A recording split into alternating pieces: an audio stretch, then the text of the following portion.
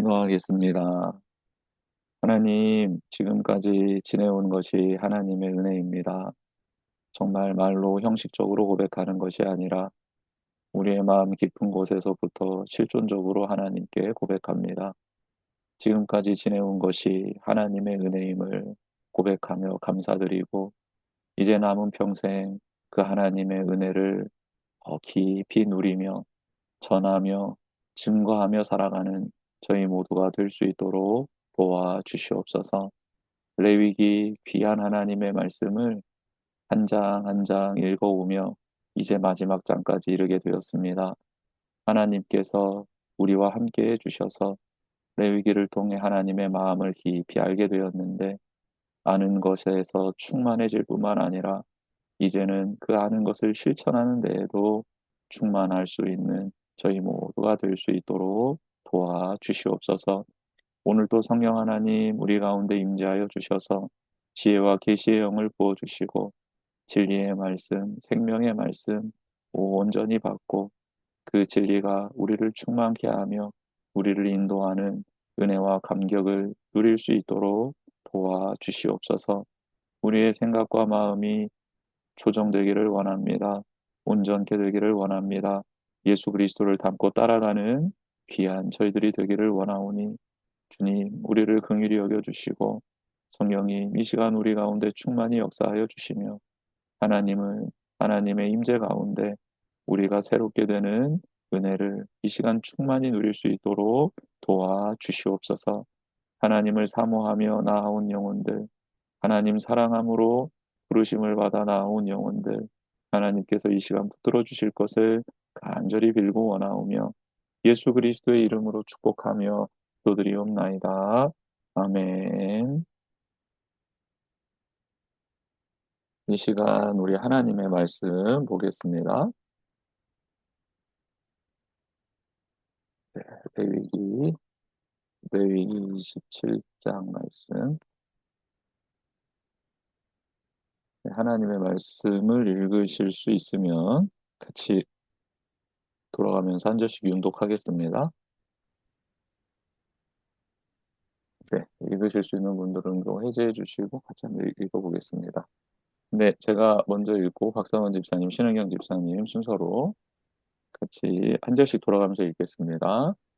여호와께서 모세에게 말씀하여 이르시되 이스라엘 자손에게 말하여 이르라. 만일 어떤 사람이 사람의 값을 여호와께 드리기로 분명히 서원하였으면 너는 그 값을 정할지니 내가 정한 값은 20살로부터 60살까지는 남자면 성소의 세겔로 은 50세겔로 하고 여자면 그 값을 30세겔로 하며 5살로부터 20살까지는 남자면 그 값을 20세겔로 하고 여자면 10세겔로 하며 1개월로부터 5살까지는 남자면 그 값을 은 5세겔로 하고 여자면 그 값을 은 3세겔로 하며 60살 이상은 남자면 그 값을 15세겔로 하고 여자는 10세겔로 하라. 그러나 서원자가 가난하여 내가 정한 값을 감당하지 못하겠으면 그를 제사장 앞으로 데리고 갈 것이요 제사장은 그 값을 정하되 그 서원자의 형편대로 값을 정할지니라. 사람이 서원하는 예물로 여호와께 드리는 것이 가축이면 여호와께 드릴 때는 다 거룩하니 그것을 변경하여 우열감 바꾸지 못할 것이요. 혹 가축으로 가축을 바꾸면 둘 다 거룩할 것이며 부정하여 여호와께 예물로 드리지 못할 가축이면 그 가축을 제사장 앞으로 끌어갈 것이요 제사장은 우열간의 값을 정할지니 그 값이 제사장의 정한 대로 될 것이며 만일 그가 그것을 물으려면 내가 정한 값에 그 5분의 1을 더할지니라. 만일 어떤 사람이 자기 집을 성별하여 여호와께 드리려 하면 제사장이 그 우열간의 값을 정할지니 그 값은 제사장이 정한 대로 될 것이며 만일 그 사람이 자기 집을 물으려면 내가 값을 정한 돈에 그 5분의 1을 더할지니 그리하면 자기 소유가 되리라. 만일 어떤 사람이 자기 기업된 밭 얼마를 성별하여 여호와께 드리려 하면 마지기 수대로 내가 값을 정하되 우리 한 호멜지기에는 은 50세겔로 계산할지며 만일 그가 그 밭을 희년부터 성별하여 드렸으면 그 값을 내가 정한 대로 할 것이요. 만일 그 밭을 희년 후에 성별하여 드렸으면 제사장이 다음 희년까지 남은 연수를 따라 그 값을 계산하고 정한 값에서 그 값에 상당하게 감할 것이며 만일 밭을 성별하여 드린 자가 그것을 물으려면 내가 값을 정한 돈에 그 5분의 1을 더할지니 그리하면 그것이 자기 소유가 될 것이요. 만일 그가 그 밭을 무르지 아니하려거나 타인에게 팔았으면 다시는 무르지 못하고 희년이 되어서 그 밭이 돌아오게 될 때에는 여호와께 바친 성물이 되어 영영이 드릴 땅과 같이 제사장의 기업이 될 것이며 만일 사람에게 샀고 자기 기업이 아닌 밭을 여호와께 성별하여 드렸으면 너는 값을 정하고 제사장은 그를 위하여 희년까지 계산하고 그는 내가 값을 정한 돈을 그날에 여호와께 드려 성물로 삼을지며 그가 판 밭은 희년에 그 판 사람 곧 그 땅의 원주인에게로 되돌아갈지니라. 또 내가 정한 모든 값은 성소의 세겔로 하되 20게라를 한 세겔로 할지니라. 오직 가축 중에 처음 난 것은 여호와께 드릴 것이라. 소나 양은 여호와의 것이니 누구든지 그것으로는 성별하여 드리지 못할 것이며 만일 부정한 짐승이면 내가 정한 값에 그 5분의 1을 더하여 물을 것이요. 만일 무르지 아니하려면 내가 정한 값대로 팔지니라. 어떤 사람이 자기 소유 중에서 오직 여호와께 온전히 바친 모든 것은 사람이든지 가축이든지 기업의 가치이든지 팔지도 못하고 부르지도 못하나니 바친 것은 다 여호와께 지극히 거룩함이며 온전히 바쳐진 그 사람은 다시 무르지 못하나니 반드시 죽일지니라. 그리고 그 땅의 10분의 1, 곧 그 땅의 곡식이나 나무의 열매는 그 10분의 1은 여호와의 것이니 여호와의 성물이라. 또 만일 어떤 사람이 그의 11조를 물으려면 그것에 5분의 1을 더할 것이요 모든 소나 양의 11조는 목자의 지팡이 아래로 통과하는 것의 10번째의 것마다 여호와의 성물이 되리라. 그 우열을 가리거나 바꾸거나 하지 말라. 바꾸면 둘 다 거룩하리니 무르지 못하리라. 이것이 여호와께서 시내산에서 이스라엘 자손을 위하여 모세에게 명령하신 계명이니라. 아멘. 네. 네, 이 시간 우리 자료를 보면서 공부를 좀 성경 공부를 하도록 하겠습니다. 네, 드디어 마지막 장 됐습니다. 레위기가 총 27장으로 구성되어 있다라는 것을 좀 잘 기억하면 좋겠고요. 그 27장의 위치가 이제 마지막 장이니까 맨 마지막이겠죠. 그렇죠? 맨 마지막에 위치되어 있다. 그 하나님이 알려주고 싶은 내용이 엄청 많았을 텐데, 그렇죠? 거룩의 본질에 대해서 레위기서는 다루고 있는데, 거룩은 하나님의 성품이죠. 하나님의 성품. 내가 거룩하니 너희도 거룩하라. 그러니까 나는 너를 내 백성으로 부른 이유가 바로 나를 닮게 하기 위함이다. 라는 뜻이잖아요. 나를 닮기 위해서는 너희가 예배를 드려야 한다. 나에게 나아오는 법을 알아야 한다라고 하면서 하나님께서 나아오는 법을 가르쳐 주셨죠.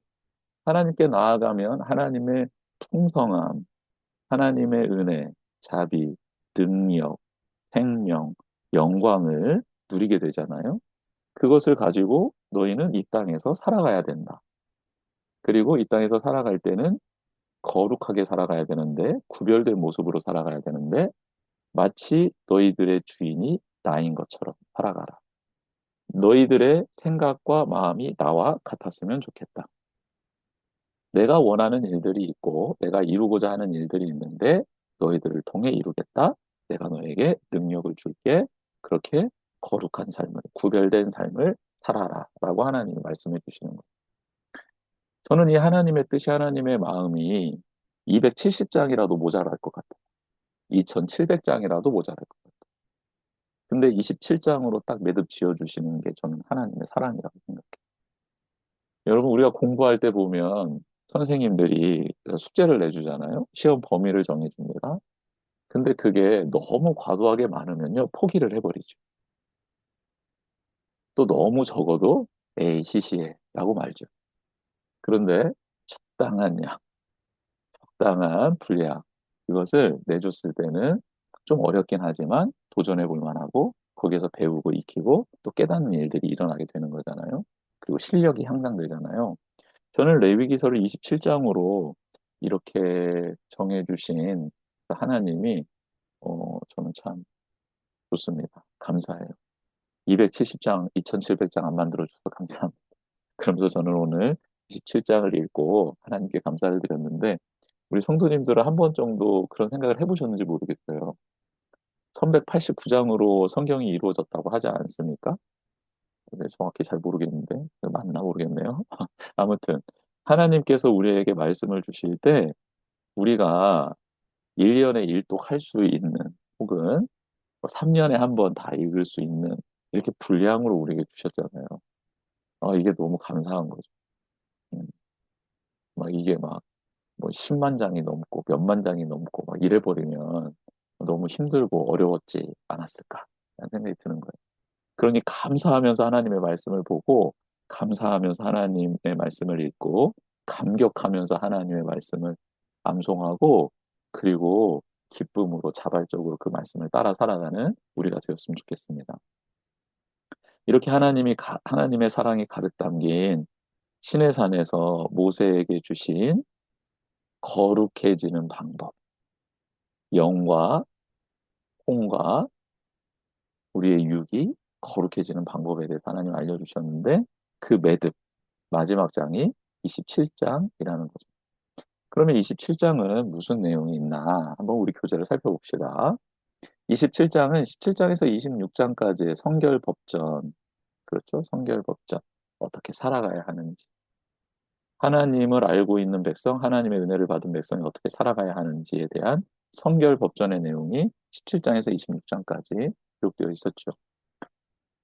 그러면서 그 정점에 이제 성결법전의 마무리는 복과 저주, 그리고 돌이키면 받아주겠다라는 것으로 매듭이 딱 지어지잖아요. 그리고 성결법전 복의 첫머리가 뭐라고 그랬습니까? 그렇죠? 나 외에 다른 신을 섬기지 마라. 우상숭배 관련된 거. 그리고 안식일 관련된 거.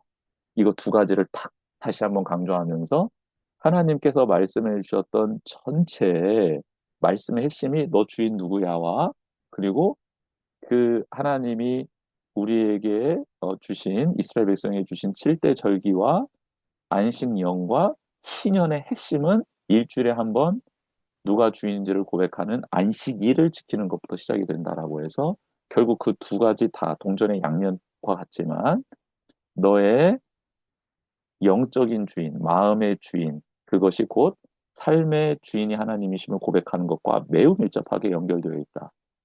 즉, 영적으로만 하나님이 나의 주인입니다라고 고백하는 것은 나의 삶에서도 하나님이 나의 주인이십니다라고 고백하는 것과 매우 긴밀하게 연결되어 있다라는 것을 그 우상숭배 금지와 안식일을 지켜라라는 이 두 가지가 정확하게 맞물려서 우리에게 주는 교훈이라고 했잖아요. 그게 이제 복을 받는 비결이다. 그렇지 않았을 때는 저주를 받게 될 것이다. 그러나 돌이키면 내가 다시 너희에게 복을 줄 것이다. 라는 게 26장의 핵심 내용이었잖아요. 이게 이제 정점인 거예요. 성결 법전의 정점.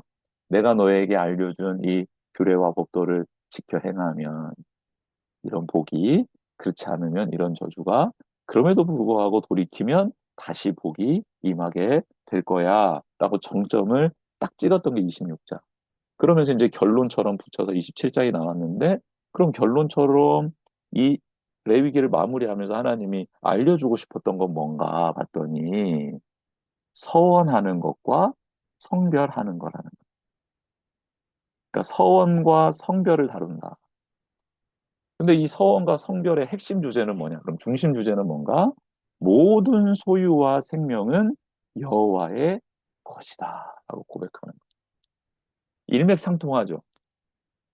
그러니까 레위기 전체를 관통하는 주제가 뭐예요? 하나님이 저의 유일한 구원자, 저의 인도자, 저의 심판자, 저의 공급자, 저의 주인입니다. 라는 것을 끊임없이 고백할 수 있도록 5가지의 예배를 가르쳐 주셨고, 아무리 높은 직급처럼 보이는 제사장일지라도 그도 죄인임을 고백해야지만이 하나님의 사명을 감당할 수 있고, 그렇죠? 모세도 마찬가지. 모세가 세운 장로들도 마찬가지. 하나님 앞에 자기가 죄인임을 고백하지 않는 한 그들은 살 길이 없음을 알려주셨잖아요. 모든 이스라엘 백성에게 하나님은 제사장과 동일한 거룩해지는 법을 알려주셨고, 그래서 예전에는 정보를 독점하는 사람이 권력을 갖는 거였잖아요. 그래서 마치 절대 주권 그 옆에는 그, 신탁을 할 수 있는 뭐라고 할까요? 뭐 무당이나 아니면 점치는 사람이나 뭐 이런 사람들을 옆에다 마술사나 이런 사람들을 두지 않았습니까? 그들만의 정보를 공유하면서 그들만 신에게 나아갈 수 있다라는 것으로서 특권을 누리고 있었단 말이에요. 그런데 하나님은 모세에게 말씀하셔서 거룩해지는 법, 그리고 내가 너희에게 주는 모든 계명을 이스라엘 백성 전체에게 알리라고 하잖아요. 즉, 하나님은 역할 분담은 주셨지만 모두가 다 하나님 앞에서 평등하다라는 것을 알려주시면서 이스라엘 백성 전체가 나의 자녀다라고 알려주시고 그들 모두가 다 내게 나오는 방법을 알아야 하고 그들 모두가 다 내가 원하는 뜻이 무엇인지를 알아야 한다라고 파격적으로 모세만 하나님의 비밀을 안 게 아니라 하나님의 모든 비밀스러운 내용들을 모든 이스라엘 백성들이 알았다는 것 아니에요. 이게 하나님이 이스라엘 백성을 대하는 방법이었다라는 거죠. 즉, 레위기의 핵심은 이 내용을 모세와 제사장 몇 명만 알았던 게 아니라 이스라엘 백성 전체가 알았다라는 거예요. 그러면서 이 마지막 핵심을 딱 찌르면서 그러니 너희의 모든 소유와 생명은 바로 나의 것이라는 거 잊지 마. 너희 전체 모든 이스라엘 백성 너희는 나의 소유야. 그리고 너희의 생명은 내가 책임질 거야. 내가 줬어. 내가 인도할 거야. 내가 지킬 거야. 할렐루야. 그래서 레위기를 읽으면서 마무리를 지으면서 우리 심장이 뛰는 거예요. 왜 뛰냐면 정말 하나님이 나를 사랑하셔서 나의 모든 것을 공급시켜 주시고 지켜 주시고 지금도 하나님께 나아갈 수 있고 거룩한 삶을 살아갈 수 있도록 도와주시는구나. 하나님, 저의 모든 것 하나님 것입니다. 하나님, 저의 생명도 하나님의 것입니다. 저의 전부는 하나님의 것입니다라고 하면서 소원도 할 수 있고 성별도 할 수 있는 자원하는 기쁨의 고백이 레위기서 마지막 장에 담겨져 있다라는. 어떤 이들은 아이고 하나님은 왜 또 우리의 것을 빼앗아 가신대 뭐 그러면서 이렇게 바라볼 수 있는데 그게 아니라는 거예요. 어. 레위기서를 전체를 관통하면서 매듭을 이렇게 짓는 이유는 하나님께서 우리의 삶의 주인이신데 그 주인이신 그 하나님께 하나님 저도 성전에서 봉사하고 싶은데 근데 레위인들밖에 봉사 못 하잖아요.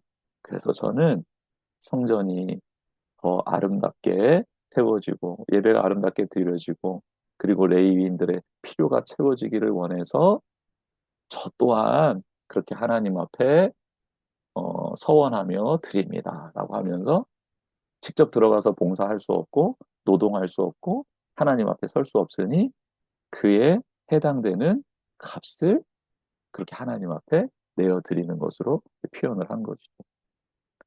하나님, 저에게 이런 기쁨과 감격, 감사를 주셨는데, 그래서 제가 소제도 드리고, 번제도 드리고, 화목제도 드렸는데, 이것으로 만족이 안 됩니다. 하나님, 제가 저의 집을, 저의 밭을 성별해서 드립니다. 하나님 받아주십시오. 집은 그에 해당되는 값을 그렇게 하나님께 내어드리는 것으로 대신하는 거고, 밭은 희년까지 희년에는 다시 그 밭이 원소유자에게 돌아가게 되잖아요. 그래서 희년까지 남은 개월수를 계산하고 그리고 그 밭에서 나는 그 생산물의 양을 계산해서 값을 매겨 그렇게 또 하나님께 내어드리는 것으로 그렇게 이제 성별이 되는 것이죠. 그러니까 한마디로 하나님께 예배하는 자가 하나님께 봉사하는 자가 하나님의 뜻대로 살아가는 자가 이 모든 것이 하나님께로부터 왔음을 고백하며 감사하며 자원하여 나아갔던 것이 바로 서원과 성별이었다라는 것. 그러니까 얼마나 이게 행복한 장이에요. 27장이. 하나님이 나를 구원해 주시고 나에게 거룩해지는 방법을 알려주셨고, 그렇게 살다 보니 정말 하나님의 은혜가 충만하고 하나님이 나와 동행함이 느껴지는 어떤 이들이, 하나님, 저 정말 하나님께 나의 삶을 드립니다. 라고 고백하고, 하나님, 저는 정말 하나님께 이런 예배, 저런 예배 감사해서 또 충성하겠노라. 또 나의 모든 걸 드리겠노라. 예배는 드렸습니다마는 하나님 더 드리고 싶어요. 라고 성별하는 자리까지 나아가게 되는 그런 아름다운 사람들의 모습들. 그 모습들이, 그리고 또 하나님께서는 그것을 우리에게 기억할 수 있도록 의무적으로 또 구별해야 되는 것을 그렇게 가르쳐 주면서 이제 레위기서가 마무리가 되는 것. 네, 서원은 가볍지 않아요, 결코. 그래서 함부로 하지 않죠. 그리고 서원을 했으면 잘 지키기를 원하는 거죠, 하나님께서. 그리고 거룩을 생활 경제에까지 적용합니다. 그러니까 거룩이라는 게 영적 차원에만 머무르는 것이 아니라 이게 생활 경제에까지 거룩이라는 것은 적용이 돼야 된다는 것을 알려주는 거죠. 그래서 성결법전 뒤에 나와 있는 거잖아요. 거룩은 마음의 결심에 머물지 않고 시간, 돈, 토지, 가축, 집 같은 현실의 선택과 비용으로 드러나게 된다. 굉장히 하나님께 제가 구별된 삶을 살겠습니다라는 것은 말과 생각으로만 하는 게 아니라 결단과 삶의 고백으로 나아가게 되는 거다라는 것을 27장에서 알려주는 겁니다. 그러니까 예배와 삶이 분리되지 않는다. 하나님 사랑과 이웃 사랑이 분리되지 않는다. 영과 육이 분리되지 않는다. 믿음의 암과 삶, 실천이 분리되지 않는다. 라는 것을 똑같이 강조하고 있는 게 레위기 전체를 마무리하면 27장에서 반복되고 있다는 거죠. 27장의 내용의 공통점, 뭐 여러 가지 내용들이 나오는데 그 내용의 공통점은 하나님께 드린다라는 겁니다. 하나님께 드린다. 그렇죠. 거룩이라는 게 하나님을 나의 삶의 주인으로 모시고 살아가는 나의 모든 것. 그래서 구별되어지는 게 거룩이잖아요. 즉 하나님께 내가 드려지지 않는 한 우리는 거룩해질 수 없는 거죠. 하나님 편에 서지 않는 한, 하나님 안에 머물지 않는 한, 그렇죠? 우리는 거룩해질 수 없잖아요. 그래서 그 모든 것이 하나님께 드려진다. 하나님께 속하게 된다라는 뜻이라는 거예요. 이렇게 하나님께 드릴 수 있는 예물에는 사람을 대신한 값이 있고, 동물이 있고, 집이 있고, 밭이 있습니다. 이것들은 고대 이스라엘 가정이 지닌 표준 소유물들이었다. 지금이랑은 조금 뭐 다른 표현이 들 수는 있겠죠. 다른 것들이 나올 수도 있겠으나 아무튼 당시의 표준 소유물은 어, 그렇죠. 금, 그리고 동물, 집, 밭 등이 자신들이 소유하고 있는 것들이기 때문에 이것들로 이제 서원도 하고 성별도 하는 거죠. 이거는 자원해서 하는 겁니다. 억지로 하는 건 아니에요. 억지로 하는 건 아니고, 그리고 이 자원하는 백성들 그 안에서 어떻게 해서든지 드리고 싶지 않은 또 욕심꾸러기들도 있지 않겠습니까? 그러니까 이스라엘 백성 중에 하나님의 은혜가 똑같이 임했는데 누구는 욕심꾸러기처럼 있을 수 있고 누구는 더 드리지 못해서 막 아쉬워하는 사람이 있을 것 아니에요. 근데 그들의 기준치가 있어야 될 것 아닙니까? 그래서 그 기준치를 하나님이 제시해 주시는데 사람에게서 동물에게서 처음 난 것은 무조건 하나님의 것이다. 그렇죠? 그게 이제 정확하게 구별되는 법이고, 그리고 너희에게 준 소산 모든 게 하나님이 주신 거다라는 것으로서 고백하는 것. 그래서 그게 이제 11조로 이제 이름하고 있는 10분의 1을 내어드리는 것으로 그렇게 하나님이 이것은 너희들이 꼭 고백하며 살아야 한다라고 그것은 의무적으로 준 거고 거기에서 10의 2조, 3조, 5조, 6조 드리는 사람들도 있는 거고 그러나 최소 그 고백은 함께하는 공동체가 되길 원해서 마지막에 하나님 이제 인쳐주시는 장면이 나오는 것이죠. 즉 선악을 알게 하는 나무의 열매랑 똑같은 거죠. 하나님의 주권을 인정하는 것. 그게 이제 최소의 어떤 가치, 규율, 법률이 있는 거잖아요. 그것 위에서 더 하나님께 뭐 나아가고 또 서원하고 성별하는 것은 이것은 자원에서 하는 거고 어, 그런 차이점이 있다라고 보시면 되겠습니다. 27장 전체 구조를 보면요. 서원에 관련된 게 2절에서 13절. 그래서 서원한 사람의 값에 대해서 그러니까 연령이 이게 다 연령차가 있잖아요. 그리고 성이 다르잖아요. 남자냐 여자냐. 그리고 연령에 따라서 하나님 저를 하나님께 내어드립니다. 라고 했을 때 하나님 제가 정말 성막에서 성전에서 그렇게 하나님 봉사하고 싶어요. 라고 이렇게 말했지만 그럴 수 없는 상황에서 그 마음을 드릴 때에 그 값이 결정이 되는 거고 그러면서 하나님은 그렇게 서원을 했는데 정해놓은 그 세계를 드릴 수 없는 가난한 사람이 있잖아요. 이제 그런 사람들에게도 서원할 수 있는 길을 열어주셨다. 저는 이 8절이 27장에서의 정말 핵심 절 중에 하나가 아닐까라는 생각을 해요. 그래서 27장 8절 한번 보면요. 그러나 서원자가 가난하여 내가 정한 값을 감당하지 못하겠으면 그를 제사장 앞으로 데려갈 것이요 제사장은 그 값을 정하되 그 서원자의 형편대로 값을 정할지니라. 그 하나님은 이렇게 이렇게 해라고 정확히 알려주신 게 있어요. 그런데 그 나이대에 그러니까 예를 들자면 어 20살부터 60살 사이에 그러니까 한 30대에 어떤 사람이 있었는데 그 사람은 이렇게 서원을 하게 되면 너무 감사하고 감격해서 서원을 하게 되면 남자는 성소의 세겔로 은 50세겔을 내야 되는데 은 50세겔이 없을 수 있잖아요. 예를 들어서 은 3세겔밖에 없어. 가난한 사람인 거예요. 그것도 3개월 노동 품삯을 먹지도 않고 모았어. 그래가지고 그렇게 마련한 것밖에 없는데 나 하나님께 서원하고 싶은 거예요.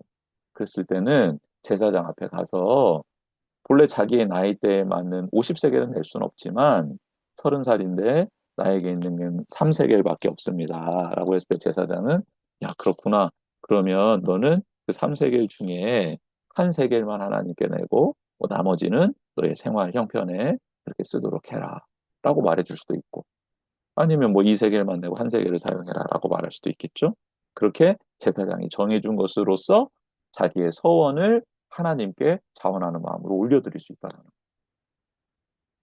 그러니까 하나님은 지금 돈을 받기 위해서 성전에 돈을 쌓아두기 위해서 서원하는 사람들에게 이 세계를 정해준 게 아니라는 거죠. 그의 마음, 그의 중심을 받기를 원하시는 거고 그리고 함부로 서원하지 않도록 이렇게 성소의 세겔로 정해 놓으신 거다. 당시 한 세겔이 노동자 한 달의 품삯이었다고 해요. 그러니까 굉장히 값이 나가는 거죠. 그렇죠? 그러니까 이런 어떤 하나님이 서원을 할 때에도 고민하고 진중하게 그렇게 막 감정 따라서 하는 게 아니라 진심의 고백. 근데 그 고백이 물질적으로도 표현돼야 됐기 때문에 그렇죠? 이게 고백과 삶이 같이 하나님께 드려져야 된다는 것을 이제 알려주고 그 진리 가운데 백성들이 서기를 원하셨다라는 거죠. 성별에 관련된 것은 14절에서 25절인데요. 집의 성별이 있고 밭의 성별이 있습니다.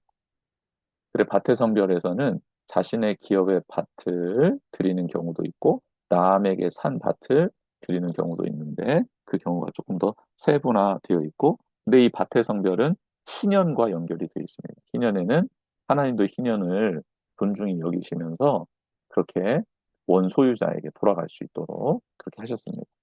단 예외 조항이 한 가지가 있는데 그것은 이따 살펴보겠습니다. 또 성서 세계의 가치에 대해서 이제 25절에 나와 있고요. 성별과 관련된 무르기에 대한 부연 설명이 나와 있는데 가축중 처음 난 것은 이것은 뭐 내가 내 마음대로 조정할 수 없습니다. 이것은 무조건 하나님께 드려야 되는 것. 그리고 여호와께 온전히 바쳐진 것들이 있는데 그것 또한 헤렘이라고 하잖아요. 온전히 하나님께 바쳐졌다. 그것 또한 우리가 마음대로 뭐 바꾸거나 그렇게 할 수 없다. 또 11조에 관련된 내용도 하나님이 말씀을 해 주십니다. 그러면서 맺는 말은 여호와께서 모세를 통하여 명령하신 계명이다. 모세에게만 준 게 아니라 이스라엘 백성 전체에게 주신 명령이다. 나는 너희들과 함께하고 너희들과 직접 소통하기를 원한다. 라는 말씀이죠. 자, 그래서 이제 서원에 관련된 내용 살펴보면요. 1절에서 13절 내용인데, 이스라엘은 그들의 삶이 공궁 중에 여호와의 도우심을 구하며 여호와께 서원하는 일들이 종종 있었어요. 창세기 28장은 야곱이 길에서 자다가, 음, 하나님이 찾아오시는 그 은혜를 누리게 되잖아요. 베델에서 하늘에서 사다리가 내려오고, 그리고 거기에서 천사들이 오르락내리락 하는 것을 보면서 하나님, 제가 하나님의 말씀대로 돌아오게 되면 이런 것들을 서원하겠습니다. 라는 것을 고백하죠. 사무엘상 1장에서는 한나가 그렇게 하나님 앞에 또 서원을 하고, 시편에서도 서원이라는 것이 무엇인지에 대해서 고백하면서 나아가고 있죠. 근데 이런 이제 모든 이런 상황들을 살펴봤을 때 보면 인생의 공궁 중에 있을 때 하나님의 도우심을 구하며 하는 한 가지 하나님 앞에 나아가는 방법이 서원이었다라는 것을 이해할 수 있습니다. 근데 이런 면에서 한번 27장을 살펴보면 왜 서원에 관련된 내용이 나왔을까 보니까 26장 후반부가 여호와의 계명을 지키지 않으므로 극심한 공경에 처한 이스라엘 백성들을 다루고 있잖아요. 그때 내게 돌이키면 내가 받아줄게 라고 하는데, 그들이 죄로 인하여서 하나님께 징계를 받고 있는 장면이 나오잖아요. 그래서 27장이 서원을 다루고 있다라는 것 또한 전체적인 맥락에서 한번 그렇게 이해해 보면 어떨까라고 김문주 교수님이 이제 말씀을 하시더라고요. 근데 이 내용도 한번 우리가 알고 있으면 좋겠다라는 거죠. 그리고 서원한 것에 대해서는 그에 상응하는 액수를 통해 서원을 갚도록 규정하고 있습니다. 그러니까 서원한 것이 무엇을 서원한 것이냐면, 하나님, 제가 정말 하나님, 저의 삶을 들여서 정말 하나님을 섬기고 싶어요. 그런데 제사장들만 성막에서 성소에서 그렇게 섬기고 있으니 하나님, 전 들어갈 수는 없고, 그런데 정말 하나님 앞에 서고 싶어요. 라고 그렇게 서원을 하게 되었을 때 그것에 상응하는 액수를 통해 서원을 갚도록. 그게 거짓말이 아니었음을, 그렇죠? 제사장 레위인들은 진짜 들어가서 봉사를 하고 있는데, 나는 그렇게 되기를 원하지만 할 수 없었을 때 그 액수를 통해 서원을 갚도록 규정하는 것. 그래서 오늘 그 말씀에 나와 있는 걸 정리해 보면 나이 순서대로 1개월에서 5세까지, 5세에서 20세까지, 20세에서 60세까지, 60세 이상 전 연령의 남자 여자가 다 해당돼요. 그러니까 전 이스라엘 백성들이 하나님 앞에 기쁜 마음으로 감격으로 그 은혜에 충만해서 서원을 하게 될 때 그 값을 하나님이 알려주신 거예요. 5세 미만의 남자는 5세겔, 여자는 3세겔. 그래서 남자들에 비해 60% 정도의 세겔을 내는 거죠, 여성들은. 그렇죠? 그리고 5세에서 20세는 20세겔, 여자는 10세겔. 그리고 20에서 60세는 남자는 50, 여자는 30세겔. 60세 이상은 남자는 15세겔, 그리고 여자는 10세겔로서 5세에서 20세까지는 남자와 여자의 어떤 비율이 어, 여자가 내는 게 50% 정도, 남자가 내는 것에 50% 정도에 해당되고, 나머지 연령대에서는 60에서 67% 정도를 낸다. 근데 이제 67%를 내는 게 이제 60세 이상이잖아요. 60세 이상일 때는 남자나 여자나 좀 비슷하다, 체력이 비슷해진다라는 거죠. 왜냐하면 그 노동의 가치, 일할 수 있는 그 힘의 가치로 요거를 좀 따진 거거든요. 그래서 이렇게 나이 들었을 때는 비슷하게 67%까지 올라가는 것을 보게 됩니다. 자, 봅시다. 또 이어서 가볼게요. 성년이 된 이스라엘 개인의 성전세가 반세계를 내는 거거든요. 반세계. 이것을 고려한다면 소원을 이행하기 위해서 치러야 하는 액수는 결국 작지 않아요. 당시 노동자들의 한 달 월급이 한 세겔이었음을 생각할 때, 오늘 27장에서 말씀하고 있는 이 부분은 이스라엘로 하여금, 이스라엘 백성으로 하여금 함부로, 감정적으로, 뭐 성급하게 다른 사람이 서운하니까 나도 뭐 이렇게 그런 식으로 서운하지 말라는 것을 어, 권면하는, 경고하는 기능 또한 이 안에 담겨져 있다라고 볼 수 있겠죠. 히브리어로 네데르라는 게 서원인데 하나님께 약속하여 구별하는 것을 의미해요. 그렇죠. 그러니까 서원 자체에 구별하다라는 뜻이 있어요. 하나님께 약속하면서 구별하는 것. 이게 서원이라는 단어에 함축되어 있는 뜻이거든요. 그래서 27장의 서원은 자기 자신이나 가족을 하나님께 드리겠다는 약속을 한 사람이 그 약속을 이행할 때 구체적인 가치 평가를 제시하여서 성소를 위한 헌금 형태로 드리는 것이 바로 27장에서 알려주고 있는 내용입니다. 그러면 왜 이렇게 액수의 차이가 있나? 그 사람의 인격에 값을 매기는 게 아니에요. 그 사람의 존엄성에 대한 평가가 아니에요. 그냥 그 사람이 지금 봉사를 할 때 어느 정도 할 수 있는가?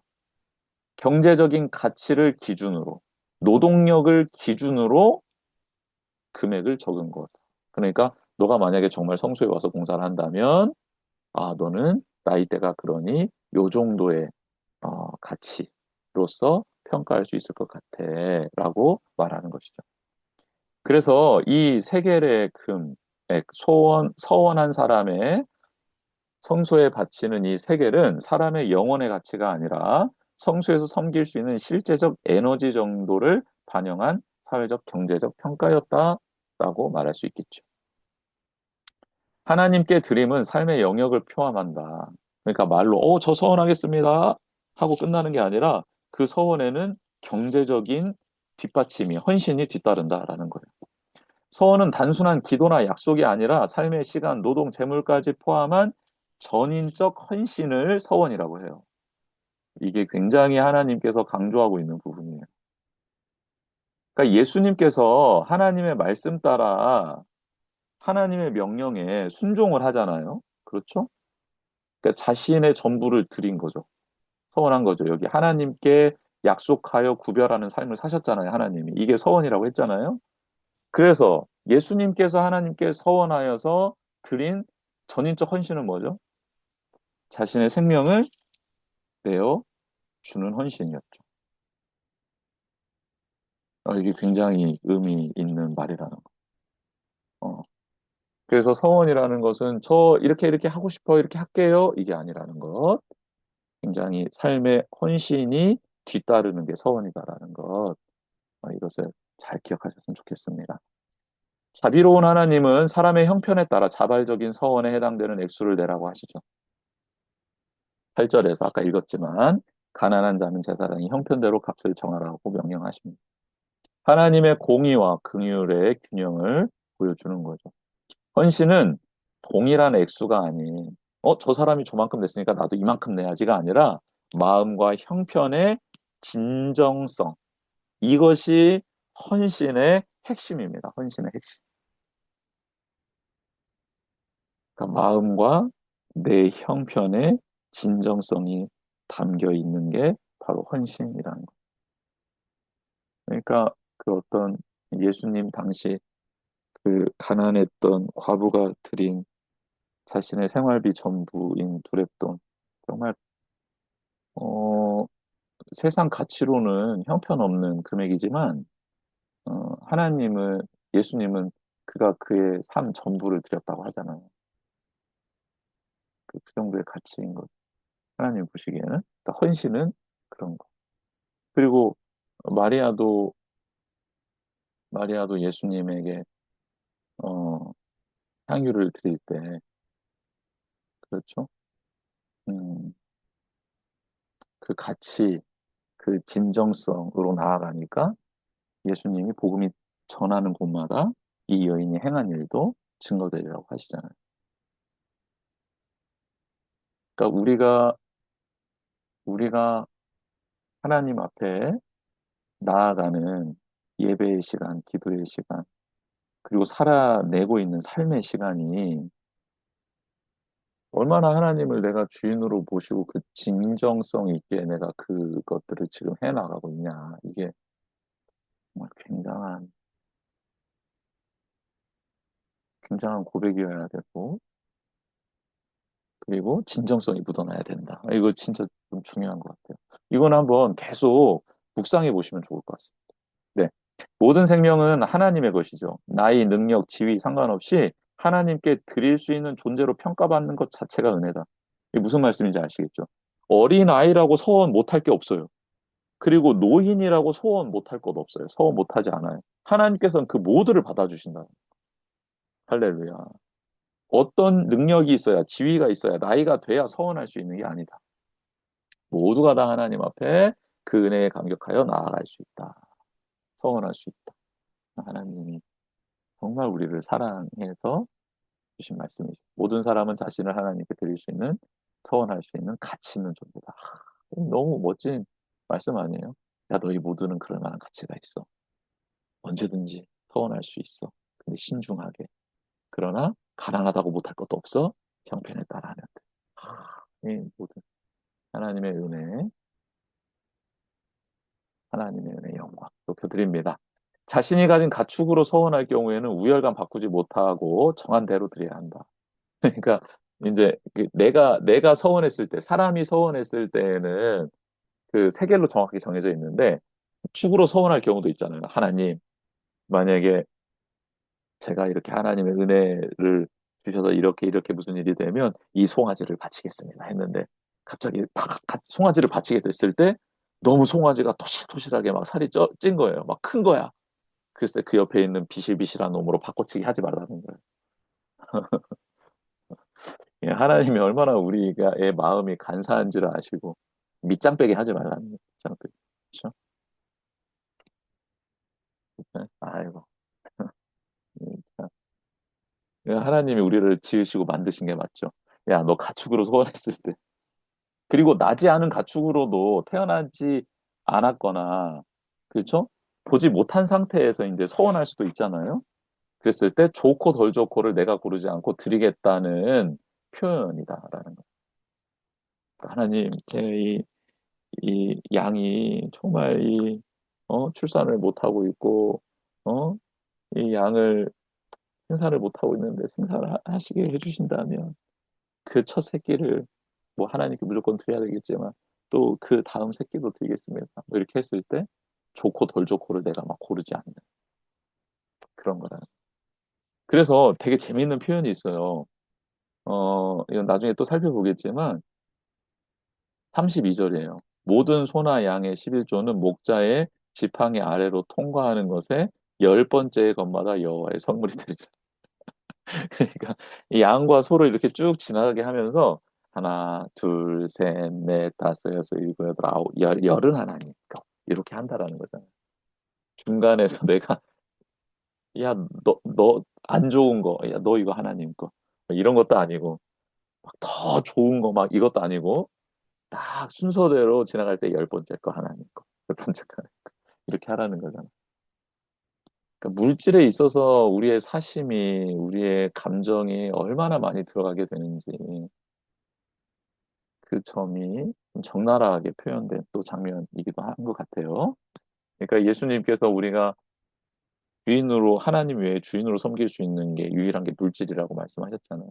거기에 마음이 실리고 감정이 실리고 삶이 거기에 막 이입이 되고 그리고 거기 안에 속박이 되고 걔는 말하지 못하지만 마치 막 돈이 말하는 것처럼 물질이 말하는 것처럼 그 말소리를 듣고 막 쫓아가게 되고 막 사랑하게 되고 사모하게 되고 그걸 인격처럼 주인처럼 모시게 된다잖아요. 그런 면에 있어서 하나님이 그렇게 하지 않도록 이렇게 알려주시는 장면은 참 재미있는 또 우리를 너무 잘 아시는 하나님의 방법이 아니었나라는 생각을 해보는 거죠. 드리기로 작정한 가축이 몸이 불완전하여 예물이 될 수 없을 때에는 제사장이 정한 값을 따라 그에 상응하는 액수를 드려야 한다. 그러니까 갑자기 내가 드리기로 했던 그 가축이 다치거나 온전하지 못할 수도 있잖아요. 그랬을 때는 그 부정하게 된 것을 하나님께 드리는 게 아니라 그에 해당되는 값에다가 5분의 1을 더한 액수를 성소에다 내는 것으로 그 서원한 것을 갚아야 한다. 그러니 보세요. 정해진 값에 5분의 1을 더 내야 되잖아요. 그러니까 어떻게 하겠어요? 하나님께 드리기로 서원한 것은 어떻게 해야 되겠어요? 소중히 다뤄야 돼. 그렇죠. 더 조심히 다뤄야 돼. 이게 진정성이죠.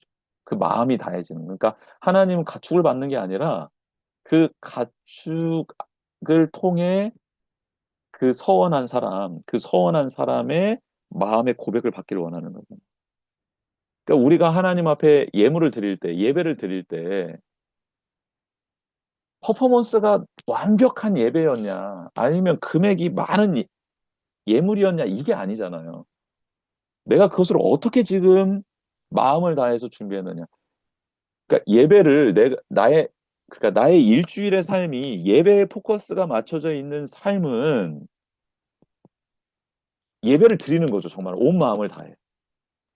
근데 주일날 아침에 예배당 문을 열고 들어오면서부터 뭐 준비하는 것도 감사한 일이지만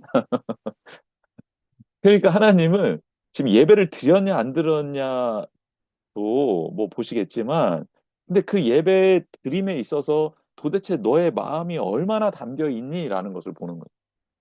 그러니까 토요일부터 주일 준비하는 것도 엄청난 은혜가 임할 거예요. 근데 일주일 내내 예배를 드리기 위해서 나의 삶을 점검해 가고 준비시켜 가는 사람이라면 하나님 앞에 드릴 그 예물을 내가 주 초부터 준비해 가면서 그렇게 하나님께 드리는 그 예물을 하나님께서는 특별하게 보시는 거예요. 정말 온전한 예물, 진정성이 담겨 있는 예물이구나. 예배구나. 기도구나. 찬양이구나. 말씀 묵상이구나. 섬김이구나. 봉사구나. 라고 생각하시는 거예요.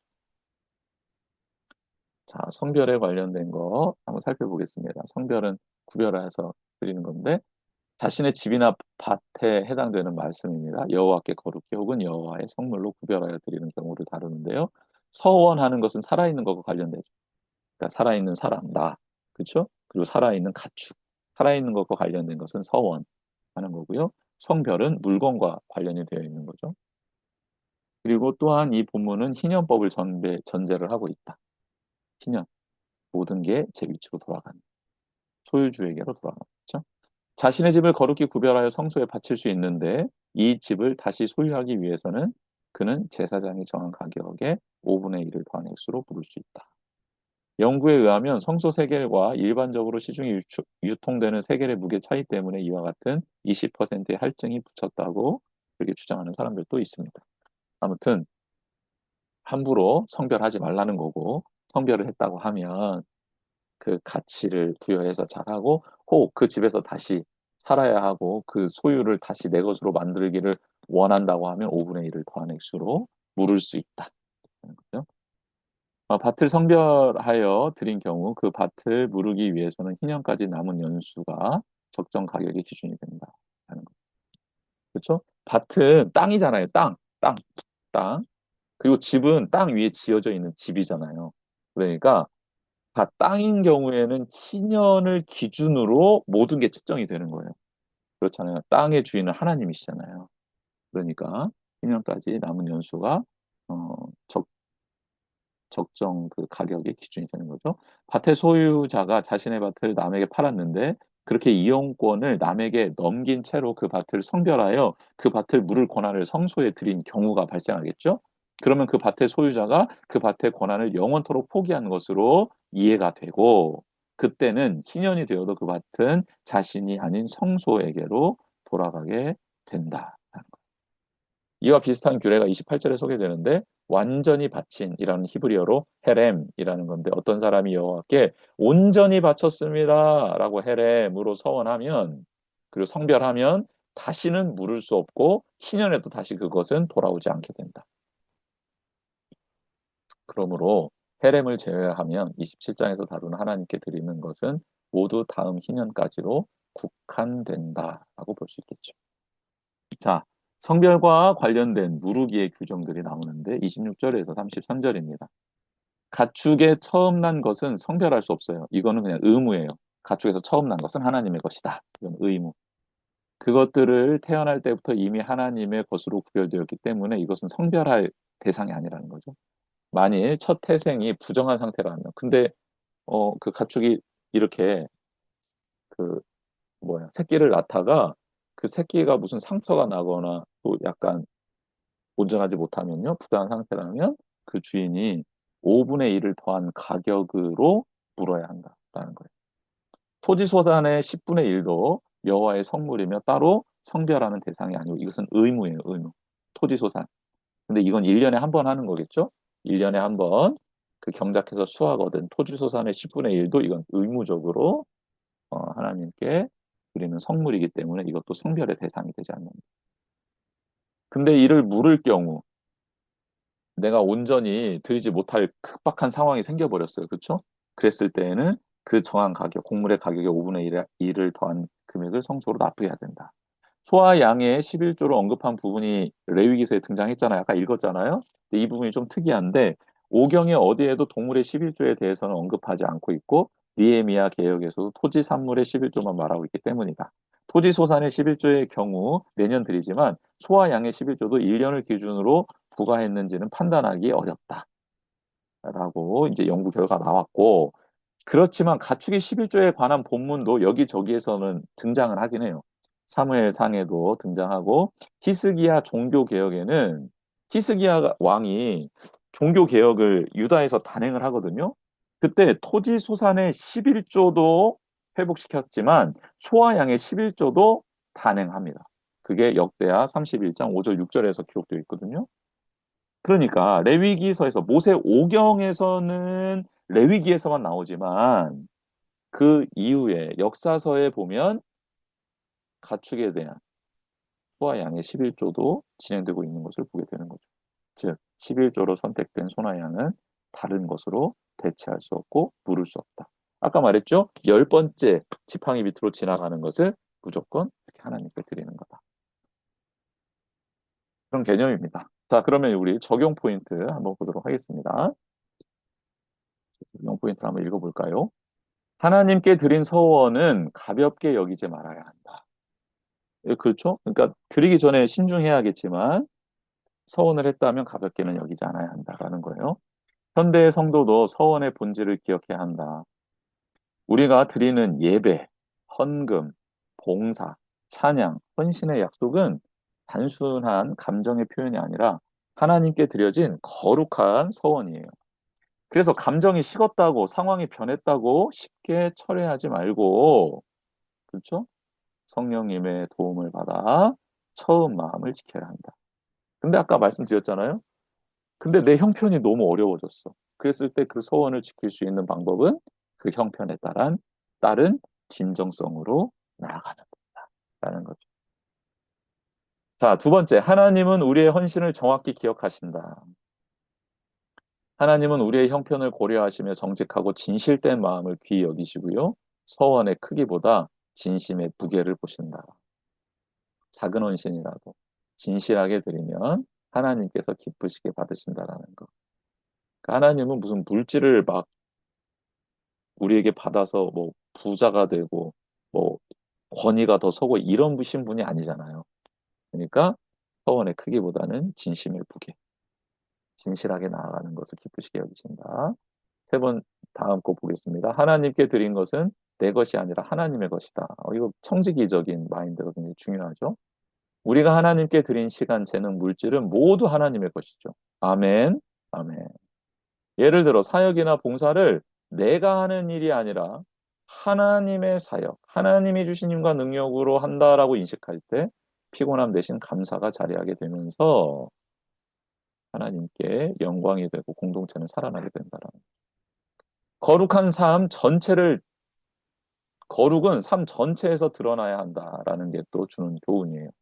우리가 적용해야 될 점이죠.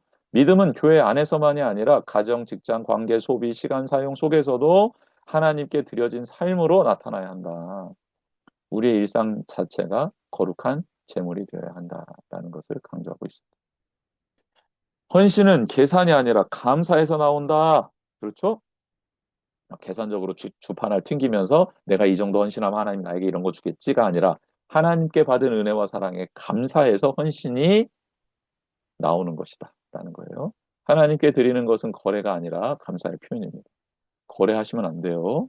감사의 표현이어야 합니다. 하나님은 우리의 의무보다 마음의 중심을 원하시고 계시고 하나님께 받은 은혜가 클수록 감사로 드리는 헌신, 그 마음, 삶이 커져만 가는 것이죠. 할렐루야. 네. 이것으로써 그리고 마치겠고요. 우리 말씀을 통해 깨달은 점을 가지고 함께 기도하고 그리고 교회와 가족과 나라를 위해서도 함께 기도하는 시간을 갖도록 하겠습니다. 네, 우리 이 시간 기도하도록 하겠습니다. 하나님께서 오늘 말씀 기억하면서 우리 함께 기도하는 시간 함께 갖도록 하겠습니다. 기도하겠습니다. 하나님 아버지 감사합니다. 하나님께서 이 시간 우리에게 은혜를 풀어주시고 귀한 레위기서 27장 말씀을 통해서 하나님의 뜻을 깨닫고 알게 하여 주시니 너무너무 감사합니다. 하나님 정말 모든 것이 하나님의 것인데 모든 게 하나님께로부터 왔는데 우리가 기쁜 마음으로 자연하는 마음으로 서원하고 성결하고 또 그 길을 알려주시고 또 기본적으로 하나님 아버지 앞에 성별의 대상이 아닌 하나님의 것이 있음을 또 알려주시니 너무 감사를 드립니다. 우리의 삶의 기본의 이 영역 속에서 마땅히 하나님이 나의 주인 되심을 하나님의 은혜로 하나님 능력으로 살아가는 것임을 온전히 깨닫고 알아갈 수 있도록 도와주시고 그렇게 고백하며 살아내고 또 하나님께 영광 올려드리는 삶이 정말 기쁨이요 감격이 될 수 있는 우리가 될 수 있도록 도와주시옵소서. 하나님 사랑합니다. 하나님 높여드립니다. 모든 영광 하나님께 올려드립니다. 이 시간 교회를 위해서 가정을 위해서 나라를 위해서 한 번 더 기도하겠습니다. 하나님 정말 우리 교회가 우리 가정이 하나님 기쁨으로 하나님을 주인으로 섬기며 나아가는 서원과 성별을 할 수 있는 또 그런 가정과 교회가 될 수 있도록 그리고 우리 나라가 정말 하나님의 주권을 인정하는 나라가 될 수 있도록 그렇게 한 번 더 기도하며 나아가겠습니다. 하나님 감사합니다. 하나님 우리 교회를 위해서 기도합니다. 하나님이 세우신 교회 하나님의 기쁨이요 자랑이 될 수 있는 교회 되기를 원합니다. 하나님이 거룩하니 우리 교회가 거룩해지기를 원합니다. 하나님의 뜻을 따라 구별됨으로 살아가기를 원합니다. 하나님 정말 주의 베풀어 주신 은혜와 사랑 감사하여서 저희들이 소원하고 또 성별할 수 있는 교회가 될 수 있도록 도와주시고 교회는 우리 성도님들이 될 수 있도록 도와주시옵소서. 우리의 가정의 문제를 하나님께 올려드립니다. 아픔도 슬픔도 고민도 염려도 근심도 두려움도 참 많은 것들이 우리 가정에 있습니다. 하나님 그러나 가정의 주인 하나님이시고 하나님께 기도하고 엎드리며 나아가는 귀한 하나님의 자녀들을 세워가시고 인도해 가시는 하나님을 찬양합니다. 우리의 가정을 회복시켜 주시고 하나님의 은혜 가운데 세워주십시오. 하나님 우리 나라를 위해 기도합니다. 세워주신 위정자들을 긍휼히 여겨주시고 하나님 예수 그리스도를 믿고 따르는 자들이 있습니다. 그들이 엎드려 지혜를 구하고 긍휼을 구할 때 하나님 사랑하는 귀한 영혼들이 그렇게 하나님 지도자들이 하나님 아버지 앞에서 이 나라를 경영하는 지혜를 겸손을 배우게 하시고 하나님 주신 능력으로 이 나라를 다스리며 세워가며 또 운영해 나아갈 수 있도록 도와주시옵소서. 하나님이 저들을 통해 역사하여 주시고 은혜 베풀어 주시고 인도하여 주실 것을 믿습니다. 하나님 긍휼을 베풀어 주시옵소서. 세워 주시옵소서. 모든 영광을 하나님께 올려드립니다. 아멘. 하나님 감사합니다. 하나님께서 오늘 귀한 말씀을 통해서 우리를 깨우쳐 주시고 알게 하시고 또 은혜를 고백할 수 있게 하시니 감사합니다. 하나님을 더 사랑하고 기뻐하는 우리 모두가 될 수 있도록 도와주시고 우리 교회 가정 나라도 지켜주시옵소서. 모든 영광 하나님께 올려드리며 예수님의 이름으로 기도드립니다. 아멘. 아멘. 네, 이것으로 성경 공부는 마치도록 하겠습니다.